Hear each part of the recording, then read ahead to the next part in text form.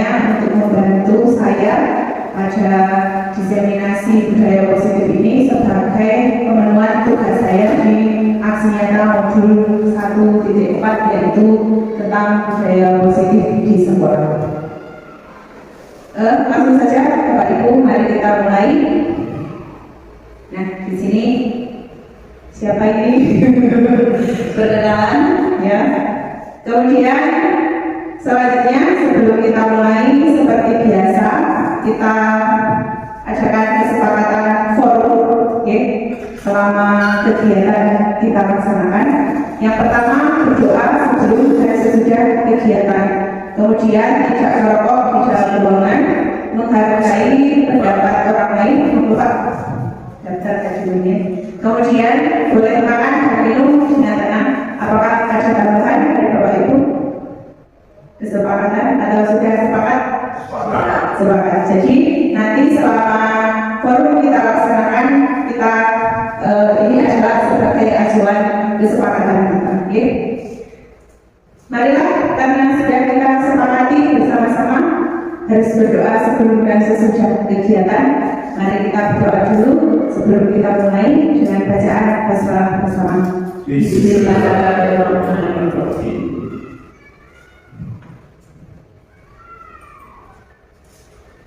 Nah, Bapak Ibu, sebelum kita masuk materi, mari kita saksikan video berikut.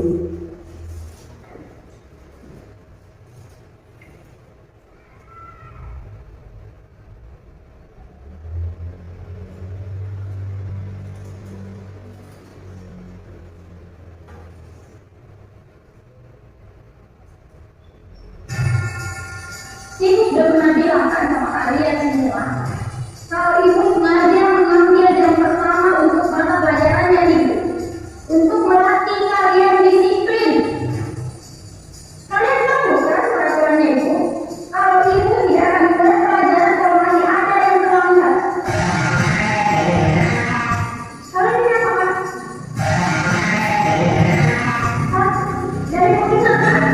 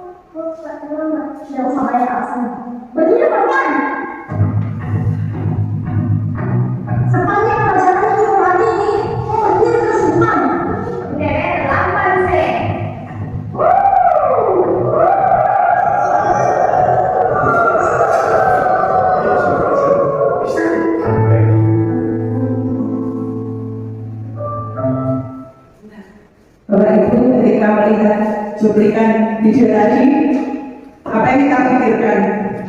Bocah terlambat terus, ya kan?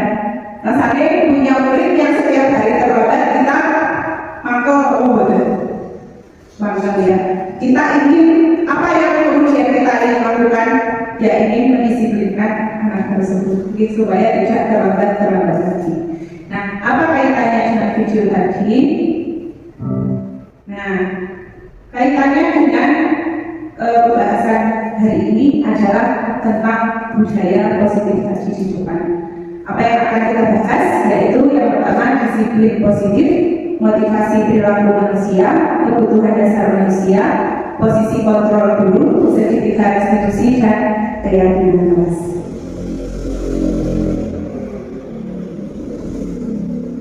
Nah, yang pertama, apa itu budaya positif? Budaya positif adalah nilai-nilai keyakinan dan kebiasaan-kebiasaan di sekolah yang berpihak pada murid agar murid dapat berkembang menjadi pribadi yang mandiri, berhormat, dan bertanggung jawab. Dalam mewujudkannya perlu adanya kerjasama dari seluruh warga sekolah. Jadi supaya anak positif kebiasaannya itu baik, maka kita perlu kolaborasi antara teman guru, mulai dari kepala sekolah dan stakeholder yang lain.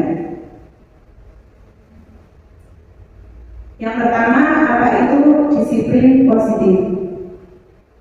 Nah, disiplin positif adalah suatu proses pendisiplinan terhadap anak tanpa memberikan ancaman atau memberikan hukuman, sehingga anak akan mematuhi aturan atas dasar motivasi dari dalam dirinya tanpa paksaan.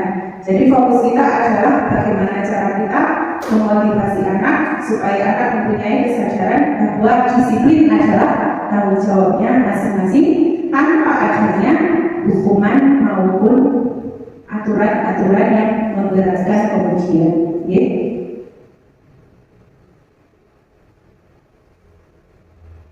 Selanjutnya, tujuan disiplin positif adalah menanamkan motivasi intrinsik pada murid agar mereka berperilaku baik karena ingin menjadi orang yang sesuai dengan nilai-nilai yang mereka hargai, bukan karena hukuman atau hadiah. Nah, biasanya itu adalah sistem reward and punishment, yang berusaha rajin dapat hadiah berupa uang, berupa barang, dan lain sebagainya. Kemudian yang anak-anak kurang disiplin akan mendapat hukuman, penyapu kelas, bersih WC, dan lain sebagainya, menghafal, hormat, dan lain sebagainya. Nah, tujuan dari disiplin positif itu supaya anak melakukan kedisiplinan bukan karena takut jika tidak melakukan kedisiplinan karena adanya hukuman, kemudian tidak mengharap hadiah kalau mereka ingin melaksanakan kebaikan. Lanjut dulu Bapak Ibu.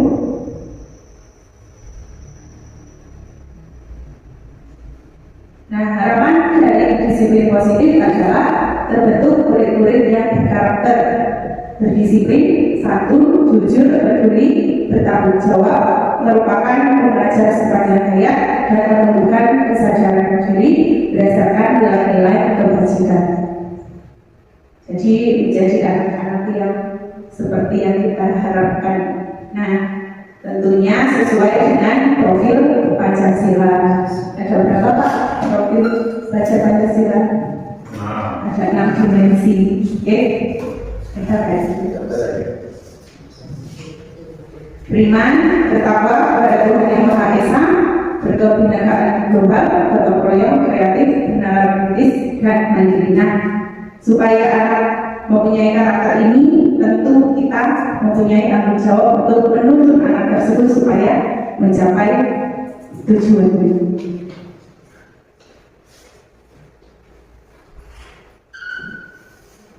Nah, kemudian jika kita memperhatikan anak-anak kita, murid-murid kita, ada anak yang aktif sekali di kelas, ada anak yang pasif, ada anak yang biasa-biasa saja, kancane aktif biru aktif, orang yang kancane pasif biru pasif. Nah, ini ada motivasi tertentu, motivasi tertentu yang ada pada diri anak-anak tersebut. Karena anak juga merupakan manusia, kita juga mempunyai motif tertentu karena melakukan sesuatu. Contohnya, saya berangkat kasih beni opo, saya tak bantu kancane beni opo. Nah, karena memang dasar-dasarnya manusia punya motivasi perilakunya sendiri. Nah, apa saja motivasi perilaku manusia? Di sini ada 3. Melakukan sesuatu karena apa? Yang pertama, untuk menghindari ketidaknyamanan atau hubungan. Contohnya, makan kasih boten juga ibu guru. Oke, contohnya seperti itu. Yang kedua, untuk mendapatkan penghargaan atau ibaratnya habisi status dipuji ibu guru. Oke. Kemudian untuk menjadi orang yang mereka inginkan dan menghargai diri sendiri dengan nilai-nilai yang mereka percaya, yang butuh belajar, dan yang pintar, dan yang bisa meraih cita-cita. Nah, tujuan motivasi perilaku manusia yang ketika ini yang harus kita tanamkan pada anak-anak kita, bukan karena adanya hukuman, bukan karena adanya hadiah. Jadi yang ketiga ini Bapak Ibu yang diharapkan motivasi yang tertanam pada diri anak-anak didik kita. Jadi memang mereka menyadari bahwa kebutuhan mereka adalah belajar. Nah, ini motivasi tadi dilakukan juga berkaitan dengan kebutuhan dasar manusia. Nah, kebutuhan dasar manusia apa saja? Di sini.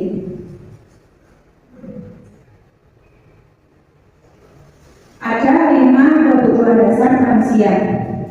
Yang pertama adalah bertahan hidup, kemudian kesenangan, kemudian penguasaan, kemudian kasih sayang dan rasa diterima. Yang kelima adalah kebutuhan kebebasan. Ini siapapun sebagai umat manusia mempunyai kebutuhan dasar seperti ini. Nah, kebutuhan dasar ini yang mendorong mereka untuk melakukan kegiatan dengan motivasi yang mereka tuju. Bagaimana? Nah, sebentar ya. Kebutuhan dasar manusia, 5 kebutuhan dasar manusia, mohon maaf. Saya ulangi Bapak Ibu. Nah, bertahan hidup ini berkaitan dengan kebutuhan sehari-hari kita, makan, pakaian, dan lain-lain yang merupakan kebutuhan memang kebutuhan dasar manusia, yaitu tanpa itu ya kita tidak bisa makan, kita mempunyai akibat jika tidak makan, kemudian tidak punya tempat tinggal, kita akan mempunyai akibat jika tidak mempunyai tempat tinggal. Nah, kebutuhan bertahan hidup ini bisa dikatakan sebagai kebutuhan pokok manusia. Kemudian yang kedua, kebutuhan kesenangan. Kebutuhan akan rasa senang.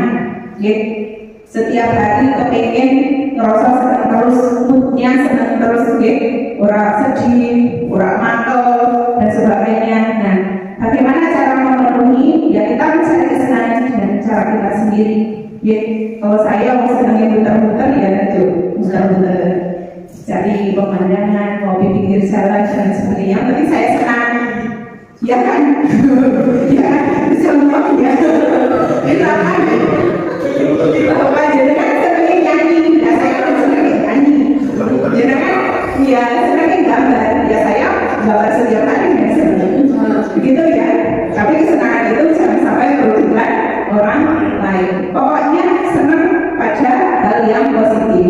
Kemudian penguasaan, setiap orang ingin berkuasa atau mempunyai tingkat yang lebih tinggi dari teman-temannya atau di lingkungannya.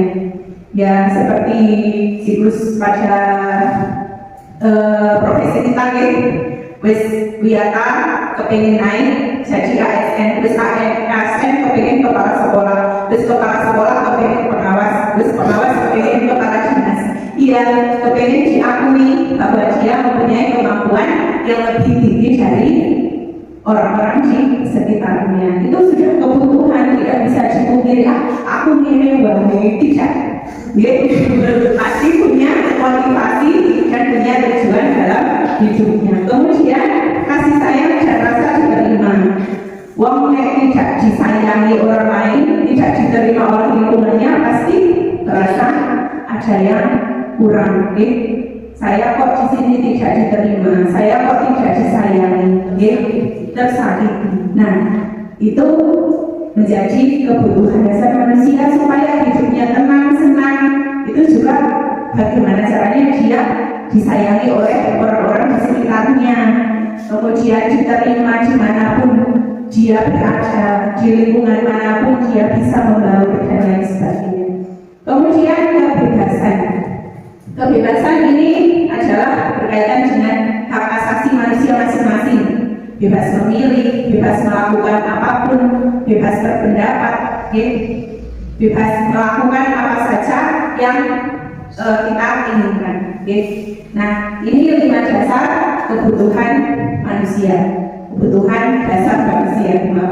Semua manusia mempunyai kebutuhan ini, jadi tidak bisa ada yang kita hindari.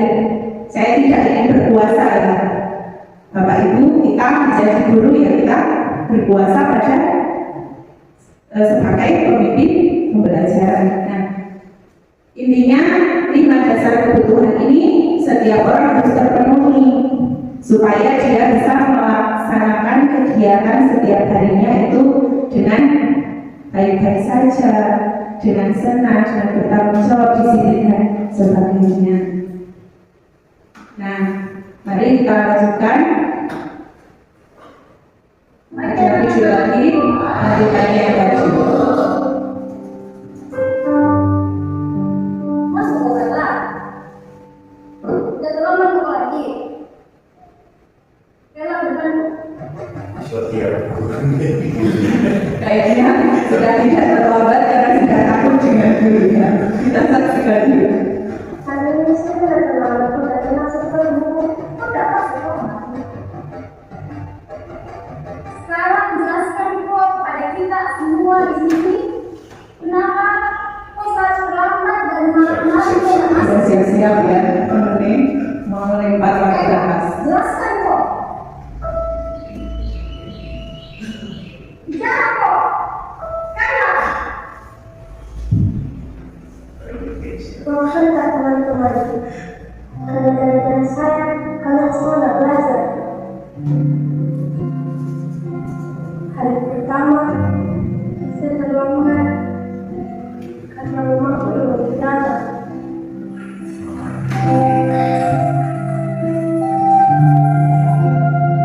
Harus diantar ke rumah sakit sebelum saya sekolah.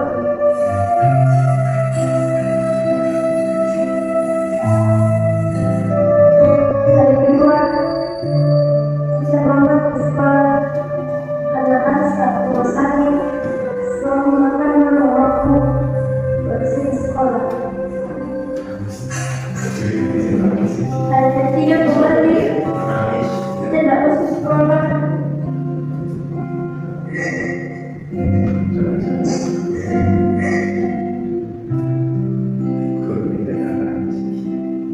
Aku hanya muda menjagaku di kecil dulu. Memang tidur. Apakah tergetar hatimu? Sudah terjatuh.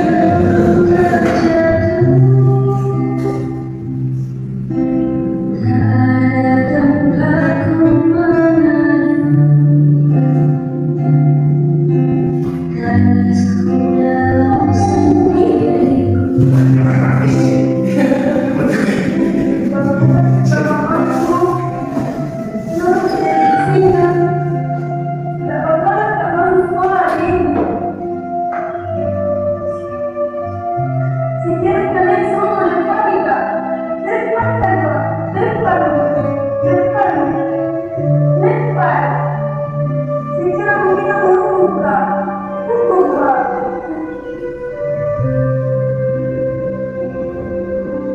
Apakah tergetar hatimu?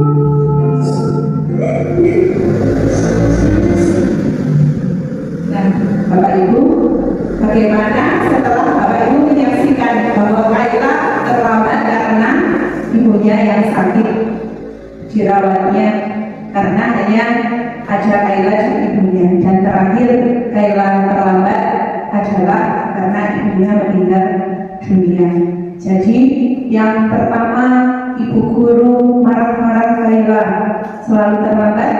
Ternyata Kayla setelah jujur menceritakan apa yang dia alami, akhirnya ibu guru dan teman-temannya menyesal telah menuju Kailah adalah anak yang tidak disiplin.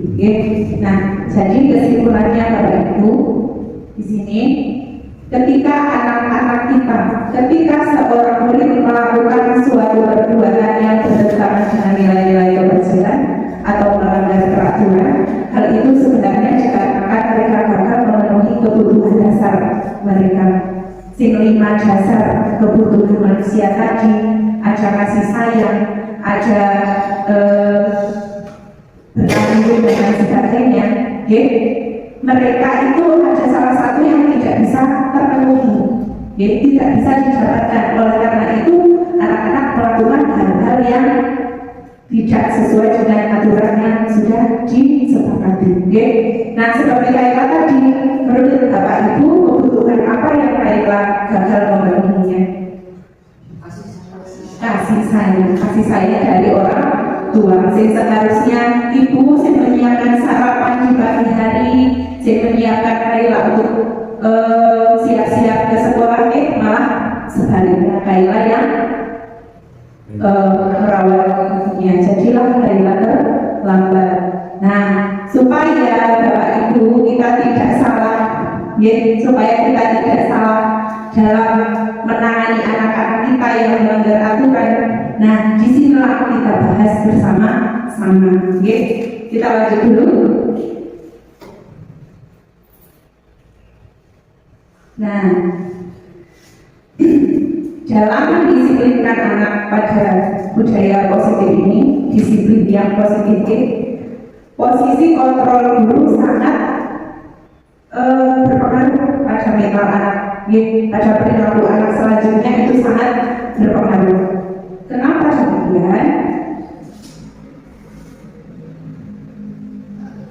Di sini terdapat 5 posisi kontrol guru. Yang pertama sebagai penghukum, yang kedua sebagai pembuat merasa bersalah, yang ketiga sebagai teman, yang keempat sebagai pemantau, dan yang terakhir adalah sebagai manajer.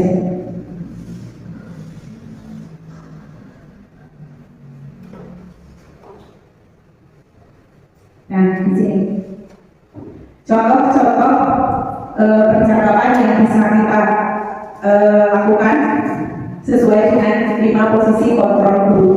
Yang pertama, jika kita sebagai guru, posisinya adalah sebagai penghukum. Patuhi aturan saya atau awas macam. Yang kedua, kamu selalu saja salah. Ya, no, tanpa mendengarkan alasan murid dulu. Selalu, pasti selalu yang terakhir selesai. Misalnya kalau saya ujian, mesti ujian terakhir. Nah, contohnya seperti itu. Padahal secara tidak sadar terus saking emosinya kadang meluap seperti itu. Nah, ternyata secara tidak langsung kita menghukum anak dengan kata-kata. Anak menjadi mentalnya turun, kadang juga takut, kadang juga minder. Kemudian yang kedua, sebagai pembuat merasa bersalah. Ibu sangat kecewa sekali dengan kamu. Contohnya, berapa kali Bapak harus memberitahu kamu ya? Gimana coba kalau orang tua kamu tahu kamu berbuat begini? Ketika ceritanya seperti itu, anak akan mikir, oh iya, yuk rasa bersalah, yuk biasanya yuk digelung merenung dan lain sebagainya. Kemudian posisi kita sebagai teman, ayo bantulah cumi bapak ya. Kemudian ayo ingat tidak bantuan bapak selama ini. Kemudian ya sudah kali ini tidak apa-apa, nanti ibu bantu bereskan. Itu contohnya. Misalnya ada anak sih tidak memperhatikan, yuk kita dekati, kemudian kita ucapkan kalimat ini. Yang keempat, sebagai pemantau. Peraturannya apa? Apa yang telah kamu lakukan? Sanksi atau konsekuensinya apa? Kemudian sebagai manajer, apa yang kita yakini? Kembali ke keyakinan kelas, kesepakatan kelas yang sudah dibuat sebelum biasanya dibuat pada awal masuk.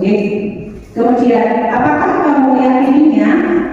Jika kamu meyakininya, apakah kamu bersedia memperbaikinya? Kemudian, apa rencana kamu untuk memperbaiki hal ini? Ya, nah, dari 5 posisi kontrol ini tentunya ada masing-masing sebab akibat yang akan terjadi pada anak, terutama pada mental anak. Contohnya pada saat kita menjadi penghukum, anak pasti akan lebih takut, minder. Tetapi berbeda kalau kita sebagai teman, anak-anak akan menjadi merasa terlindungi, merasa lebih dekat dengan kita, mungkin bisa lebih terbuka. Tetapi jika terlalu sering menjadi teman, anak juga akan tergantung dengan kita. Orang paling orang jukani, orang paling yang dibantu Pak Guru. Nah, seperti itu. Nah, apa posisi yang paling bagus antara 1, 2, 3, 5? Manajer mengatur, menuntun. Jadi di sini pada posisi manajer ini anak-anak dituntun oleh kita untuk menumbuhkan rasa tanggung jawabnya sendiri. Lanjut Bapak Ibu.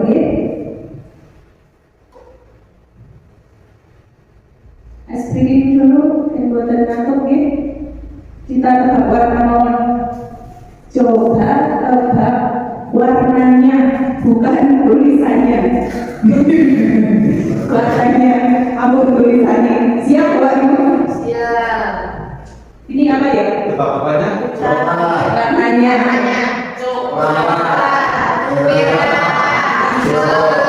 biru, kuning, biru,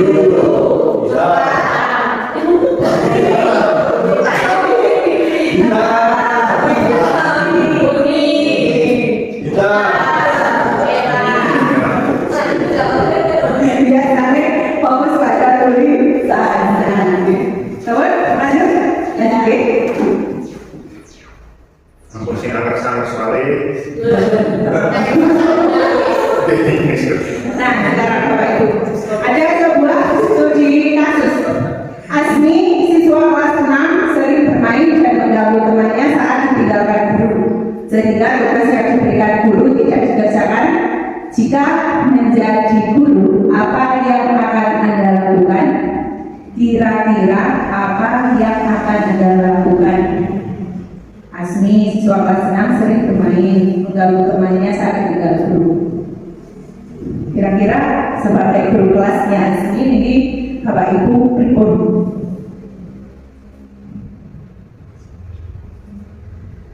Mesti ditegur ya.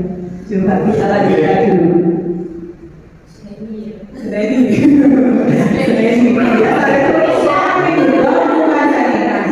Kita pilih Bapak Ibu. Ditegur atau didiamkan? Dimarahi apa dinasihati? Dihukum apa dituntun? Nah, secara kontekstual begitu ya. Tapi cara kata langsung J akan. Nah, ini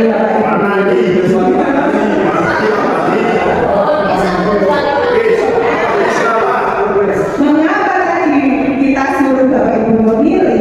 Kita akan rumus segitiga tambah restitusi sama dengan segitiga restitusi. Nah, yang akan kita bahas selanjutnya adalah segitiga restitusi. Apa itu segitiga restitusi?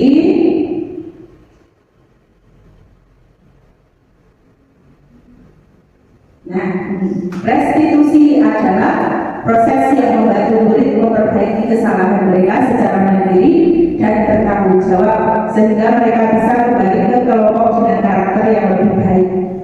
Proses ini bersifat kolaboratif, mendorong murid untuk mencari solusi atas masalah mereka sendiri dan mengajarkan mereka untuk merenungkan tentang karakter yang ingin mereka kembangkan serta bagaimana seharusnya mereka memperlakukan orang lain. Kita menasihati tadi, menuntun, Nah, lanjut dulu.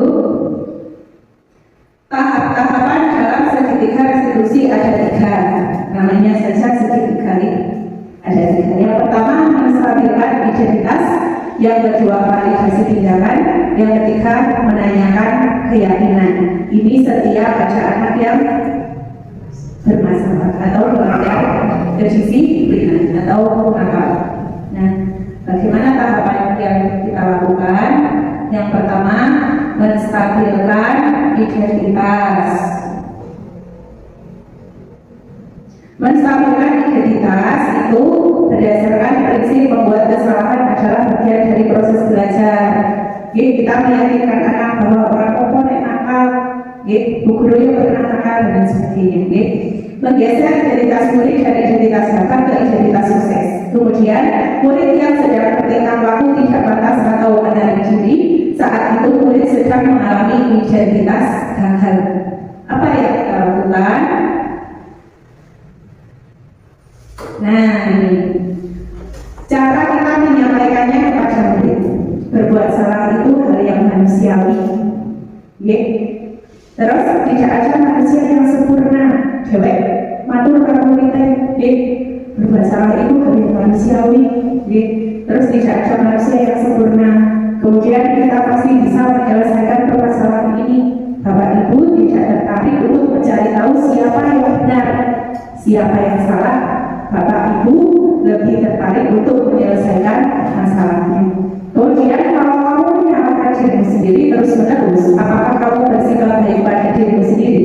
Jadi pada menstabilkan identitas itu kita berusaha masuk ke dalam keadaan anak tersebut. Seolah-olah kita memang kita menggambarkan kepada seorang, kita menggambarkan bahwa kita juga pernah melakukan kesalahan supaya anak itu kuat dulu. Oh, berarti salah gue umum. Nah, setelah anak punya rasa salah gue umum, baru kita masuk tahap berikutnya. Validasi tindakan. Berdasarkan prinsip setiap perilaku berupaya memenuhi kebutuhan tertentu atau membela diri. Mengenali dan mengakui kebutuhan murid dapat memperbaiki hubungan dengan murid. Pemikiran guru akan bergeser dari pemikiran stimulus respon menjadi proaktif dan mencoba untuk mengenal tujuan dari perilaku murid. Yes, yang maunya hanya respon guru hari nangis, mau nangis, akhirnya memberikan tindakan pacuti dan lain sebagainya. Kemudian pertanyaan disampaikan dengan ada suara tidak menghakimi, murah atau coba sehingga dapat mengembalikan murid pada posisi positif. Nah, ini adalah validasi tindakan. Ini ya sama ini. Nah, ini yang bisa dilakukan semuanya. Kamu pasti punya alasan mengapa melakukannya. Nanti murid bisa bercerita, Bu, kalau ini.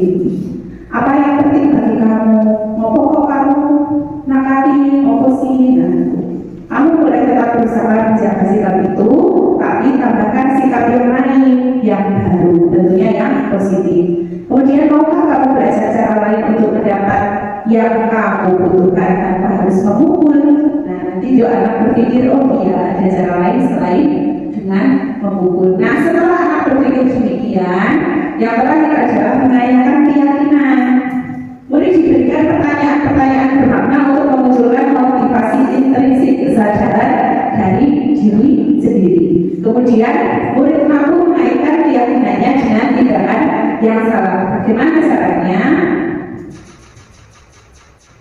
Nah, yang dapat kita lakukan, nilai-nilai apa yang telah kita sepakati, kita kembali ke kesepakatan kelas yang sudah kita sepakati dengan anak-anak, aturan yang saling membawa sampah pada tempatnya dan lain sebagainya. Nah, itu kita ingatkan kembali anak-anak pada kesepakatan itu. Kelas yang ideal itu seperti apa sih? Kamu ingin jadi anak seperti apa? Nah, anak berpikir, oh iya, tujuan saya sekolah begini, tujuan saya berpendidikan itu saya ingin seperti ini. Nanti akan berpikir sendiri. Kemudian apa yang kamu rasakan ketika kamu melakukan itu? Kamu menjadi orang yang seperti apa? Nah, dikembalikan. Nah, jadi pas lagi nakali kancane, apa tujuanmu? Apa yang kamu rasakan? Kamu dapat apa? Nah, nanti akan mendapatkan jawabannya. Nah, Bapak Ibu, untuk implementasi segitiga restitusi ini supaya Bapak Oke, kita ada contohnya untuk penerapannya. Kasusnya Nina tidak terima pekerjaannya selalu dicontek oleh temannya. Ia marah dan tidak dapat menahan emosinya. Oke, ini contoh kasusnya. Nina, tadi ibu dengar laporan dari ketua kelas, katanya kamu harus bertengkar ya, bukan? Nah, ini proses menstabilkan emosi. Bukan harus mencapai hasil pekerjaan saya, bukan hanya saya, terus juga sudah mencapai. Oh begitu, ya wajarlah kalau kamu marah dan kesal. Jika ibu ada di posisi kamu, ibu juga pasti akan berbuat hal yang sama. Lalu, apa yang kamu lakukan terhadap Nika? Saya marah-marah, Bu. Saya menikmati Ika, dan tanpa sadar saya memberikan hujan, Bu. Oh begitu, pasti kamu berbuat seperti itu ada alasannya ya? Iya, Bu. Pasti saya biasa saja. Saya pun sudah susah payah mengerjakan soal. Tapi Ika yang mencapai, tidak mau berusaha sendiri. Ya wajarlah kalau kamu merasa marah karena tidak rela pekerjaanmu dicontek begitu saja oleh kita. Ibu sangat menghargai tindakan kamu yang tidak berbuat lebih buruk daripada itu, misalnya memukul. Sekarang coba kita pikirkan tindakan kamu bahwa sampai menggunakan meja apakah sesuai dengan keyakinan kelas kita? Menurut kamu keyakinan kelas apa yang sudah dilanggar? Saling menghargai anak-anak. Ya betul. Menurut kamu saling menghormati antar teman itu penting tidak untuk kamu? Baik, kalau menurut kamu itu penting, jadi keyakinan apa yang harus kamu lakukan pada saat kamu sedang marah? Harus lebih sabar, Bu. Kamu bersedia memperbaiki masalah ini? Bersedia, Bu. Apa yang akan kamu lakukan untuk memperbaiki masalah ini? Saya sudah bersabar dan menahan anak saya.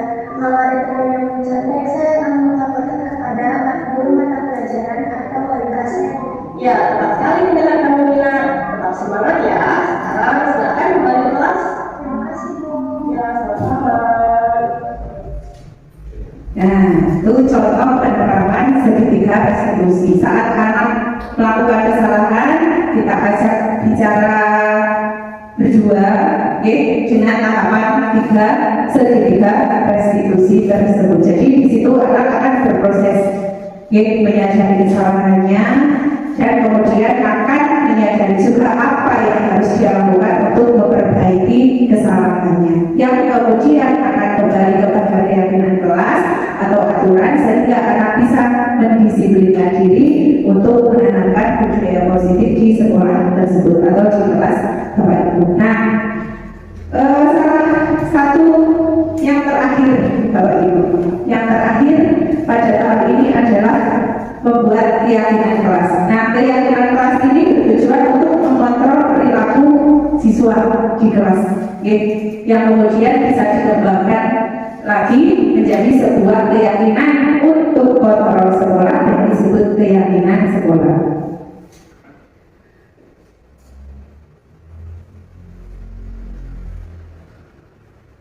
Nah, keyakinan kelas. Guru berperan dalam mewujudkan terbentuknya keyakinan sekolah atau kelas dengan adanya kesepakatan antara guru dan murid. Jadi aturan kelas itu boleh dibuat sendiri. Buang sampah pada tempatnya, tidak. Harus diam saat bu guru menerangkan, tidak. Tapi kita beri ruang kepada anak-anak kita. Kira-kira kelas kita, anak-anak memiliki kelas kita seperti apa? Misalnya kelas yang bersih Bu, nah catat dulu kelasnya indah Bu, anak-anaknya rajin Bu, catat dulu. Setelah kita catat, kita diskusikan kembali dengan anak-anak supaya kelasnya bersih. Apa yang harus kita lakukan? Nah, membuang sampah pada tempatnya Bu, melaksanakan piket Bu. Nah, yang diucapkan oleh itu kita laksanakan, kita catat sebagai keyakinan kelas kita. Nah, insya Allah ketika keyakinan kelas ini merupakan ide atau pendapat dari murid, insya Allah murid-murid akan bisa melaksanakannya dengan tanggung jawab karena mereka merasa memiliki aturan tersebut. Keyakinan sekolah atau kelas berupa pernyataan universal yang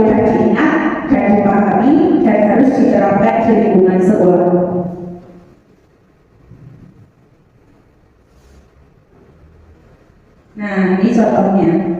Ini saya berulang kali kesepakatan kelas 2, seharusnya keyakinan kelas 2. Contohnya berdoa dengan khusyuk. Oke, ini dari 1, 2, 3, 4, 5, 6, 7, 8, 9 ini adalah pendapat anak-anak semua.